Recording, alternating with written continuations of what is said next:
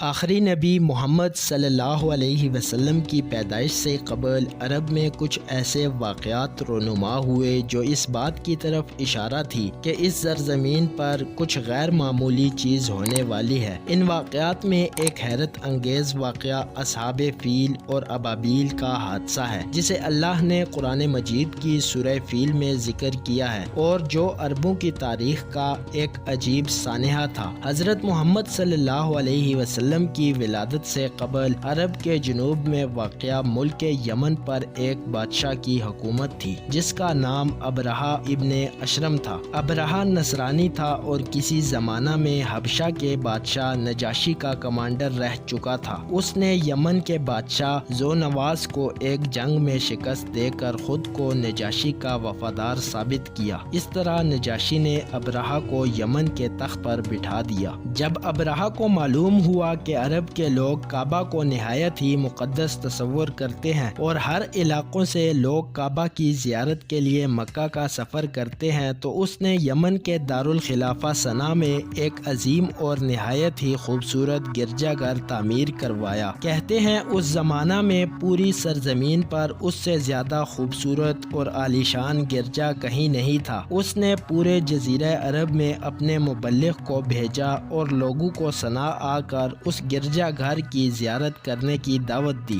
دراصل ابرہہ کا مقصد یہ تھا کہ عرب کے لوگ مکہ کی بجائے یمن آئیں اور اس طرح صنعا عرب کا مرکز بن جائے، ساتھ ہی کعبہ کی عظمت کو ختم کر کے اس گرجے کو مقدس بنا دیا جائے تاکہ زیارت اور عبادت کے ذریعے مال بھی کمایا جا سکے۔ جب عرب کے لوگوں کو اس کے اس ارادے کا علم ہوا تو وہ طیش میں آ گئے اور بہت ہی غضبناک ہوئے۔ باوجود اس کے کہ عرب کے بیشتر قبیلے مشرک تھے، مگر وہ کعبۃ اللہ کی بہت عزت و احترام کرتے تھے، کیونکہ یہ جگہ حضرت ابراہیم علیہ السلام کے آثار اور مقام سے منسوب تھی۔ لہٰذا مشرکین عرب نے ابرہہ کے اس عمل کو اپنے دین کے لیے خطرہ جانا۔ خاص کر قریش مکہ اس بات سے بہت زیادہ خائف ہوئے، لہٰذا بنو کنانہ کا ایک شخص غصے میں یمن گیا اور ایک رات اس گرجے میں داخل ہو کر ایک حصے میں آگ لگا دی، جبکہ دوسرے حصے میں نجاست اور گندگی پھیلا دی۔ جب ابرہہ کو اس کی خبر ملی تو اس نے اپنا صبر کھو دیا اور مسیح کی قسم کھاتے ہوئے کہا کہ وہ اپنے اس عبادت خانے کی توہین کا بدلہ کعبہ پر حملہ کر کے لے گا۔ لہٰذا اس نے حبشہ کے بادشاہ نجاشی سے مدد طلب کی اور ہاتھیوں کا ایک عظیم لشکر منگوایا۔ وہ لشکر سمیت یمن سے روانہ ہوا تاکہ کعبہ کو ڈھا کر اس کا خاتمہ کر دے۔ ادھر عرب کے تمام قبائل ابرہہ کے خلاف اٹھ کھڑے ہوئے اور اسے شکست دینے کے لیے میدان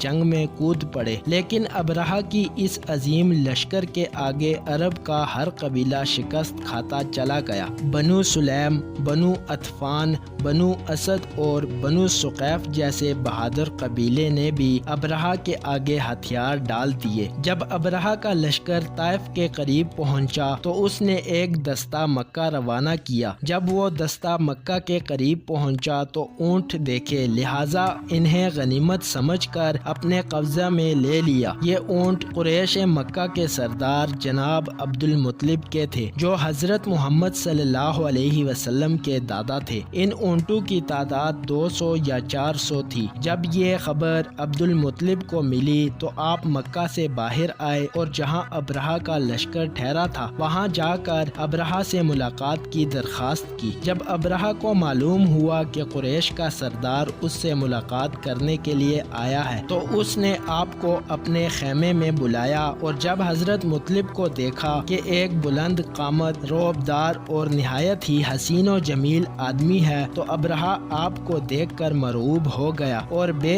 اختیار تخت شاہی سے اتر کر آپ کی تعظیم و تکریم کے لیے کھڑا ہو گیا اور اپنے برابر بٹھا کر دریافت کیا کہ آپ کی تشریف آوری کا کیا مقصد ہے۔ حضرت مطلب نے جواب دیا کہ ہمارے اونٹ اور بکریاں وغیرہ جو آپ کے لشکر کے سپاہی ہانک لائے ہیں، ان سب مویشیوں کو ہمارے سپرد کر دیجئے۔ یہ سن کر ابرہہ نے کہا کہ اے سردار قریش، میں تو یہ سمجھا تھا کہ آپ بہت ہی حوصلہ مند اور شاندار آدمی ہیں، مگر آپ نے مجھ سے اپنے اونٹوں کا سوال کر کے میری نظروں میں اپنا وقار کم کر دیا ہے۔ اونٹ اور بکری کی حقیقت ہی کیا ہے؟ میں تو آپ کے کعبہ کو توڑ پھوڑ کر برباد کرنے کے لیے آیا ہوں۔ آپ نے اس کے بارے میں کوئی گفتگو نہیں کی۔ حضرت مطلب نے کہا کہ مجھے تو اپنے اونٹوں سے مطلب ہے، کعبہ میرا گھر نہیں بلکہ وہ خدا کا گھر ہے، وہ خود اپنے گھر کو بچا لے گا، مجھے کعبہ کی ذرا بھی فکر نہیں۔ یہ سن کر ابرہہ نے کہا، اے سردار مکہ سن لیجئے، میں کعبہ کو ڈھا کر اس کی اینٹ سے اینٹ بجا دوں گا اور روئے زمین سے اس کا نام و نشان مٹا دوں گا۔ اس کے بعد ابرہہ نے تمام جانوروں کو واپس کر دینے کا حکم کر دیا اور عبد المطلب تمام اونٹ اور بکریاں لے کر مکہ واپس آ گئے۔ آپ نے مکہ کے لوگوں سے کہا کہ وہ پہاڑوں میں پناہ گزین ہو جائیں، لہٰذا مکہ کے تمام قبیلے مکہ سے باہر نکل گئے، صرف جناب عبد المطلب مکہ میں اکیلے رہ گئے۔